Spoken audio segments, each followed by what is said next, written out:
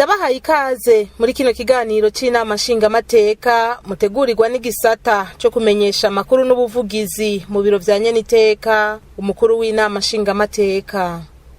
Mu gushira mu ngiro akamo ka Nyenicubahiro umukuru w'igihugu, indongozi z'igihugu ziratera intege bene gihugu mu bikorwa vy'iterambere rusangi.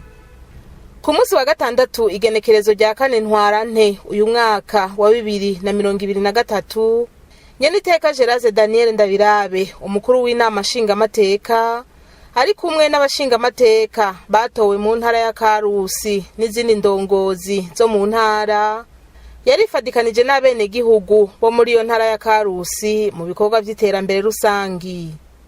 Ivyo navyo bikaba vyari ivyo gusibura no gushira urucekeri mw'ibarabara ry'imigenderanire rihuza imitumba ya Kiryama na Bukirasazi yo muri komine Shombo.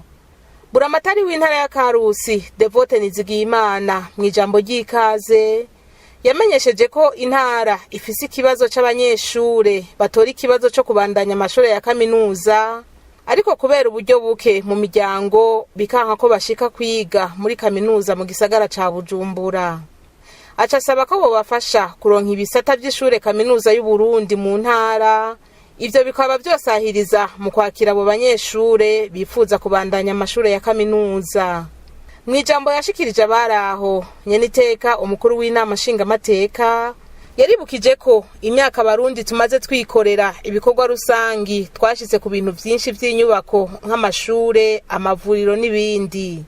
Ati vyatumye twiha tudasavye ndetse twihesha agateka no mu makungu. Ati ugiye guharura amafaranga abene gihugu baba binjirije komine biciye mu kwitanga mu gushira inguvu hamwe mu bikorwa rusangi usanga ari menshi cyane. Ikindi Nyeniteka yamenyesheje nuko ifaranga ry'u Burundi n'idolari ry'abanyamerika bitoja biragereranwa kuko Abarundi n'abanyamerika batabayeho mu buzima bumwe. Ati ifaranga ry'u Burundi rihagaze ku mwimbu w'Abarundi.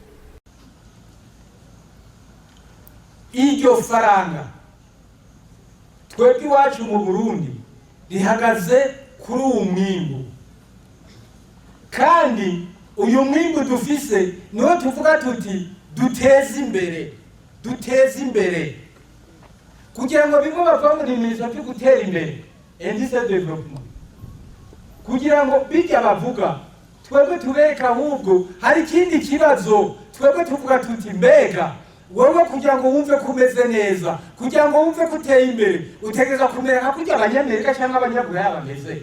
Oya nagato kuko bo uko bumva iterambere siko twebwe turyumva.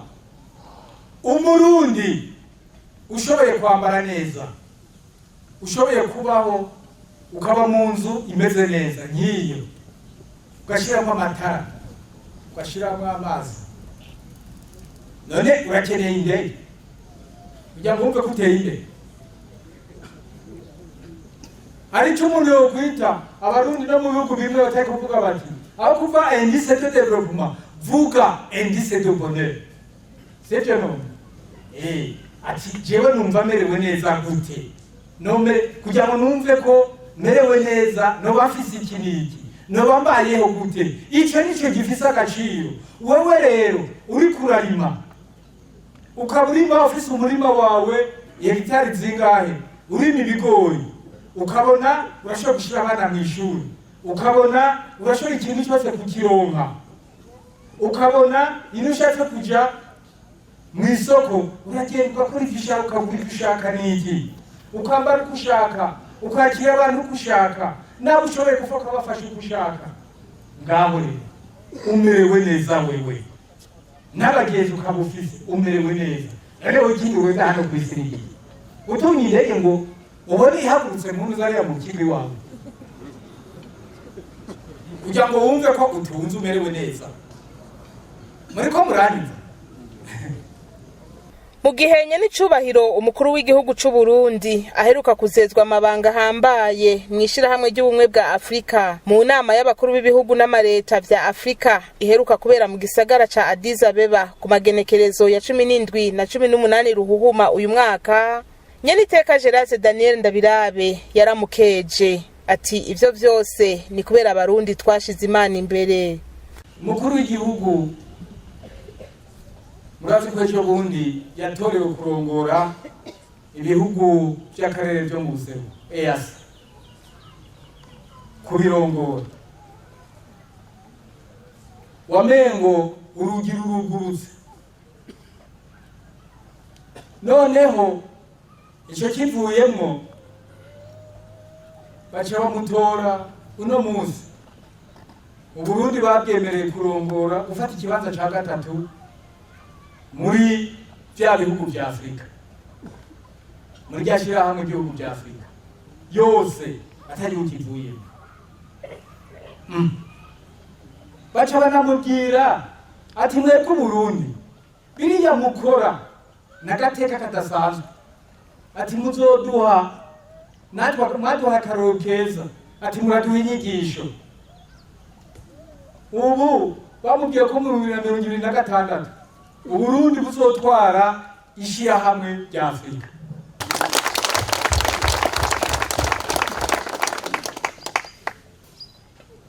Bati mu Burundi wanyu hari abajene bakerebutse, kubera abajene bariko barakerebuka kandi nivyo, ahubwo mubandanye mukerebuke kabisa kugira ngo mwikorere ibintu byinshi, mwerekane ko mushoboye kwitunganiza igihugu.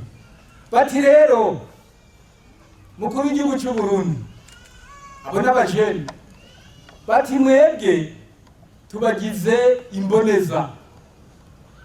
Ziko umuntu yivuga imboneza, intwari mu bintu bijanye n'abakiri bato, abajene.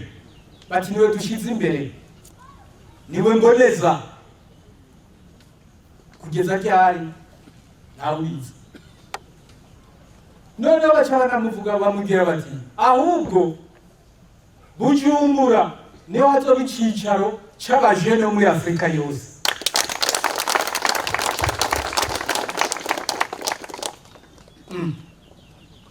Murumve bintu yamana dusenga, bya bikorwa rusange aha muri ko murakora bituma igihugu gisayangana, bituma igihugu mu bice byose muri bijya mwiyubakira igihugu cy'u Burundi kiboneka neza, tukongera Imana ikatuja imbere. Ntibihagaze aho, bandanya mwumve. Ejo bundi bagiye mu nama ahantu, bati Uburundi tubuhaye nibwo bugize commandement ya FOMAC. FOMAC murayayi, FOMAC muzeri ya force militaire yo muri mu karere ko muri Afrique Centrale. Afrique Centrale yose bahaye commandement Yesi amana gaye. Ari wavuze ati irya mana ntiyahindutse, ati nubira cyakora. Ibihagariye aho. Bati rero Burundi, ibi twabonye n'inyandiko nyinshi, ati Burundi mu gihugu cy'u Rwanda na Kongo, ati bifatiye kujya ikibazo cha M23 bajya bagwanyi M23 muri Kongo, ati ico kibazo tugihaye Burundi, ati nibwo bwonyene ushoboye gufasha gutora inyishu. Mwumveye aho ingabo ziriko zirumva, polisi bose bariko barumva. Urumva ati mu 2025 ati Burundi niko buzotwara CAC.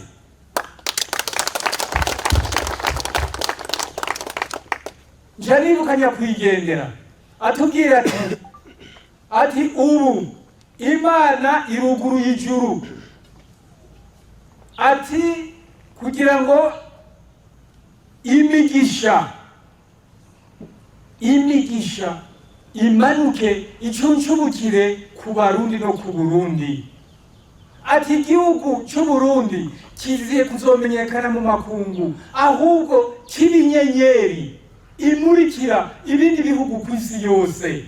Nayo ku gisabo cari gihejeje gushikirizwa na buramatari, Nyeniteka Gerard Daniel Ndabirabe yahamagariye indongozi mu ntara kuja hamwe bagatunganya ibikorwa nk'uko biba no mu zindi ntara, ku buryo umutumba wose uterera inguvu kugeza biyubakiye kaminuza kuko babirekuriwe, gutyo abo banyeshure badashoboye gushika kwiga mu gisagara ca Bujumbura bayige ko borohewe. Ati nibijukire kandi kwiga imyuga ifasha benshi kwibeshaho. Mu gusozera, Nyeniteka yahamagariye abanyakarusi kwitaho isuku, gufungura neza hamwe no gukurikiza impanuro zitangwa na leta zijanye no kwibaruka ku rugero. Kuri uwo munsi nyene wa gatandatu wagenewe ibikorwa by'iterambere rusangi, icegera ca mbere c'umukuru w'Inama Nshingamateka nyakubahwa Sabine Ntakarutimana yabiranguriye muri komine Butaganzwa yo mu ntara ya Ruyigi. Ivyo bikorwa bikaba vyari bigizwe no gusibura bongera bazibira ibinogo mw'ibarabara ry'imigenderanire rihuza amazone ya Muriza na Mugege. Iryo barabara rero ryari ririko rirasiba, abenegihugu bakaba bariruhukije kuko kuba rigiye guhita neza ari ku nyungu rusangi. Nk'uko abarongoye intwaro uhereye kuri musitanteri wa komine Butaganzwa na buramatari w'intara ya Ruyigi babimenyesheje, abenegihugu baratekanye. Amahoro bafise rero baca bayakamisha ibikorwa, bakaba bari ku kivi cane cane mu kurimira impeshi. Mw'ijambo yashikirije aramutsa abenegihugu bari bitavye ivyo bikorwa, icegera ca mbere c'umukuru w'Inama Nshingamateka yarakeje cane abenegihugu b'Ibutaganzwa n'ababarongoye mu ntwaro kukungene bitabira ku bwinshi ibikorwa by'iterambere rusangi, kandi ukabona ko bariko bakorana ishaka n'umutima ubikunze. Ati ni ikimenyetso ntabesha c'uko akamo kanye n'icubahiro umukuru w'igihugu kumviswe. Yaciye aboneraho akaryo ko guhamagarira abenegihugu b'Ibutaganzwa kwijukira kugwiza umwimbu mu burimyi n'ubworozi, kugira ngo bagire uruhara mwigabanuka ry'ibiciro vy'ibifungurwa vyaduze kubera umwimbu utagenze neza. Ibi rero ntihagire ubikorana umutima mubi yumva umengo nagira mvuge ko boba bamuhamagaye ku nguvu, ariko tubikore twumva ko ari ibikorwa vyacu, tubikore twumva ko ari ibikorwa biduteza imbere ngaha twebwe aha turi, tubikore twumva ko ari ibikorwa biteza imbere komine yacu, tubikore twumva ko ari ibikorwa biteza imbere intara yacu, tubikore twumva ko ari ibikorwa biteza imbere igihugu cacu, kuko uno munsi twebwe badutumye ngaha, ariko hari habo batumye no mu zindi ntara. Twumve rero ko ari igikorwa umwe wese ategerezwa kumva ko ari iciwe. Ariko kandi ndabashimire cane, nongera ndanabakeza ko indongozi zanyu zadushikirije ko impeshi muriko muraheza kwitunganya. Mutabatari bake barateye, utabakiri inyuma nabariko baraheraheza kurima. Ivyo bintu vyandemesheje nk'uwatumwe na leta, vyandemesheje kuko tumaze iminsi twumva hirya no hino, kandi na twebwe bimwe bimwe turabibona, abavuga bati ibintu ku isoko birazimvye, ibintu bizimba ko haba hakoze bake ariko hagafungura benshi. Banyakubahwa rero muri ngaha Banyaruyigi, umwe wese yiyumve ko ategerezwa gusohora amaboko, ntihagire usubira kurera amaboko. Umwe wese ahashikana kugira ngo tugwize umwimbu, kuko tugwijije umwimbu niko n'ibiciro ku isoko bigabanuka. Nyene cubahira umukuru w'igihugu cacu yaratubwiye ati biratangaje kumva umuntu aja mu gisuru kumva ariko aravuga ngo amadevize yabuze, ya mafaranga mva makungu. Timbega yemwe we ntimwumva ko abataramenya aho tugeze. Twirinde rero mwe nabo baza kuduhenda, twirinde mwe nabo baza kuvuga ibitajanye n'iterambere ry'umwene gihugu, ahubwo twumvire abaza kuduhimiriza, kuko mu miryango twitunganije, ku mutumba nukuvuga ko naho hazoba hitunganije, izoni zoba yitunganije, ikomini zoba yitunganije, intara yitunganije, kuduga gushika igihugu cacu aho kija mu bihugu novuga atawe ukivuga ubukene, kandi birashoboka kuko ngo turi kumwe twese birashoboka, sivyo ga yemwe?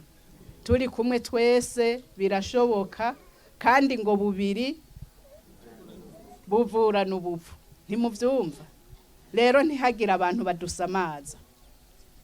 Umushingamateka Sabine Ntakarutimana yarahamagariye kandi ugwaruka cyane cyane abigeme kwirinda ibibasamaza, bite ku mashure kuko niyo barangiza bazoshobora gushika kuco bipfuza.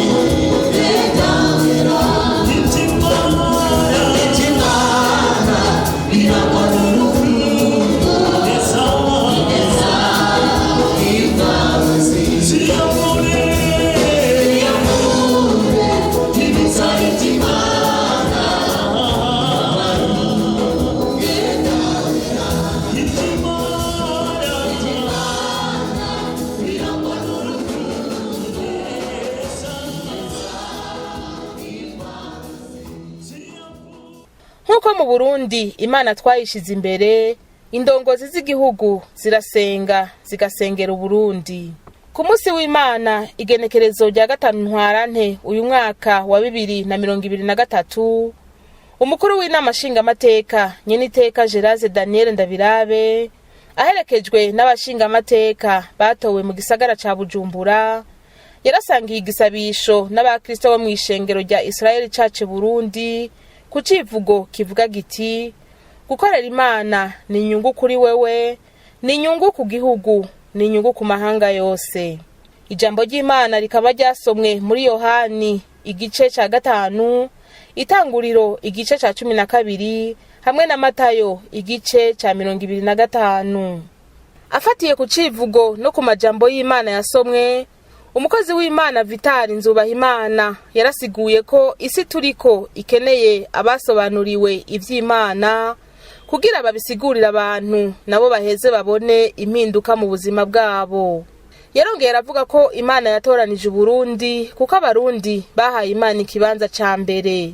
Ati kubera ico Imana izobandanya ihezagira, igirira neza abarundi n'abazaruka muri kazoza izobandanya ibahezagira.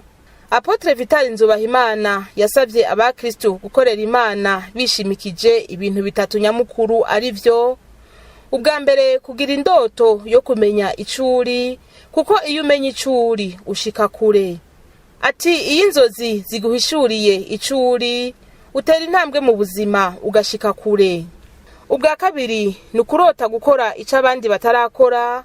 Aha yahamagariye abakristo gukora cyane bagashika kure, kuko ubu atari gihe cyo gusinzira, ahubwo ari gukora kugira igihugu gitera imbere. Gutyo n'abahora bavuga ko Uburundi ari igihugu gikenye baze batangare. Ubwa gatatu ni ukuguma mu mugambi w'Imana.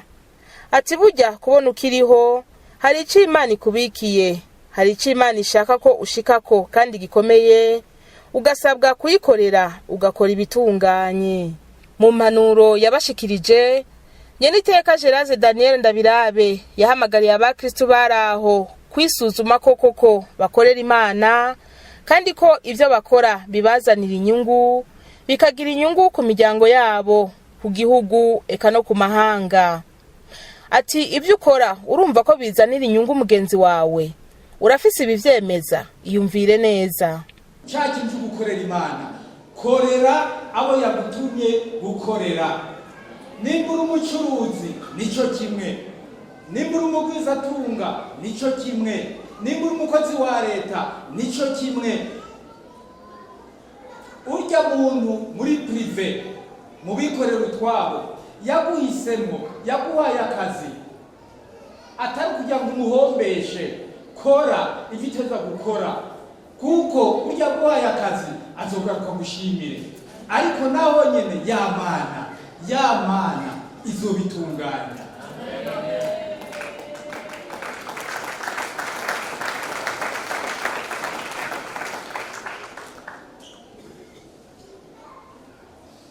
Bantu b'Imana, birabishe kumva ko wewe waje gusenga, kumbe hari deni.